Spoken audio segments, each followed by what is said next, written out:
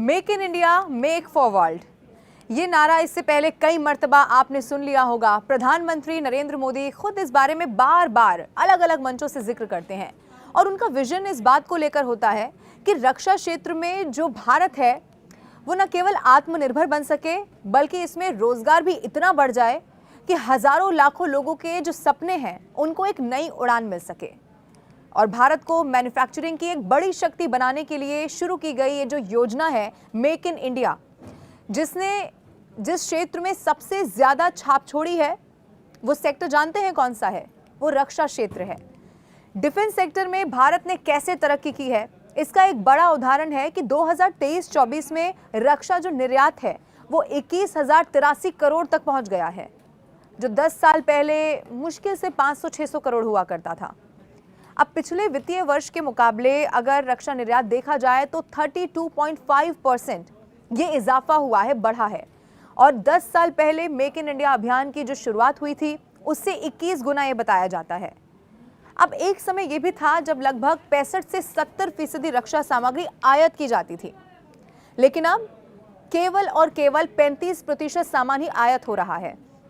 इसका मतलब ये है कि जब हम मेक इन इंडिया की बात करते हैं, जब प्रधानमंत्री नरेंद्र मोदी ये कहते हैं आत्मनिर्भर भारत, तो इसका मतलब ये होता है कि दूसरे देशों पर हमारी जो निर्भरता है जो लंबे समय से चली आ रही थी, अब चाहे वो सेक्टर कोई भी और खास तौर पर डिफेंस, उस निर्भरता को कैसे समय के साथ कम किया जाए।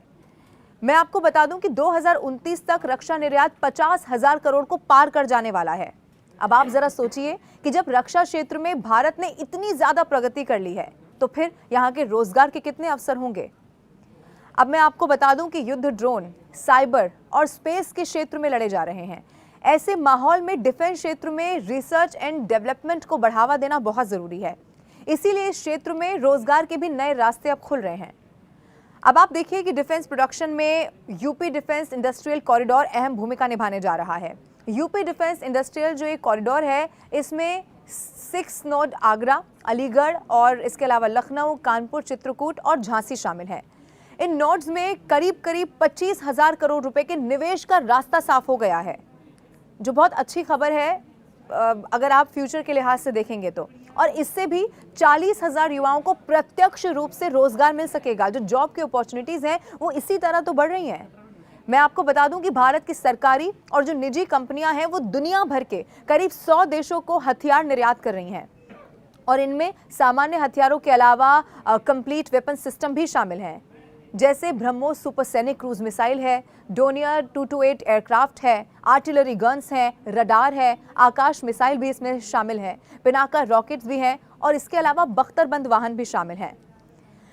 अब मैं आपको ये भी बता दूं कि आज देश में ही हथियार से लेकर लड़ाकू विमान तक बनाए जा रहे हैं। बीते एक दशक में आप देखेंगे तो भारत का जो निर्यात है वो 25 गुना यानी करीब 2400% यहाँ पर बढ़ चुका है। सिर्फ इतना ही नहीं है, लोवी इंस्टीट्यूट पावर इंडेक्स की रिपोर्ट तो ये भी कहती है कि डिफेंस में भारत दुनिया के टॉप देशों में शामिल हो चुका है जो रक्षा क्षेत्र के लिहाज से। और जब हम make in India, make for world की बात करते हैं तो ये बहुत अच्छी खबर है और रक्षा क्षेत्र में लगातार मेक इन इंडिया की बात हो रही है और ये बहुत अच्छी खबर भी है और आपके मेरे लिए भारतीय होने के नाते हमें ये गौरवान्वित करने वाली भी खबर है। मुझे लगता है कि जब आप मेक इन इंडिया के बारे में एक बार फिर से सुनेंगे तो आपको ज़रूर अब डिफेंस सेक्टर में मेक इन इंडिया कैसे काम कर रहा है, आत्मनिर्भर भारत का जो नारा है वो कैसे झंडे गाड़ रहा है वो ज़रूर मालूम होगा। ये वीडियो आपको कैसा लगा आप कमेंट करके ज़रूर बताइएगा और इसी तरह हमारे साथ जुड़े रहिए हमारे डिजिटल प्लेटफॉर्म्स के माध्यम से भी।